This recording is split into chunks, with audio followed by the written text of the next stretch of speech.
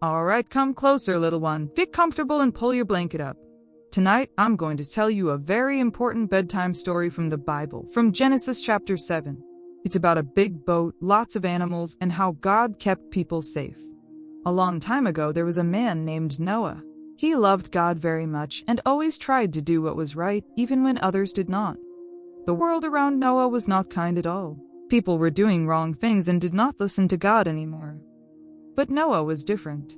He listened carefully to God and obeyed everything God told him to do. God told Noah to build a very big ark. It was not just any boat, it was huge, strong, and meant to carry many lives. Even when people laughed at him, Noah kept building. He trusted God more than the voices around him. Then in Genesis chapter 7, God said something very important. He told Noah it was finally time to enter the ark. God told Noah to bring his whole family inside the ark. They would be safe there together. Then came something amazing. The animals started coming 2 by 2, just as God had said. There were big animals and small animals. Some walked slowly and some rushed in like they were late.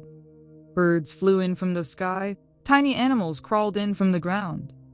Noah and his family guided all the animals inside. It must have been busy and full of noise. Then something powerful happened. God himself closed the door of the ark. Inside the ark, Noah and his family were safe. Outside, the world was about to change. Then the rain began to fall. At first, it was soft and quiet. But soon the rain became heavy.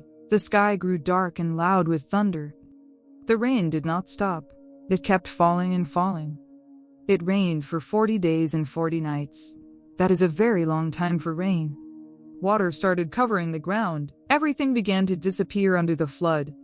The water kept rising higher and higher. Even the tallest mountains were covered. But the ark stayed safe. It floated gently on the water, rising above the storm. Inside the ark, Noah and his family stayed together. They trusted God through the storm. The animals were all inside too. It must have been noisy, and maybe a little smelly.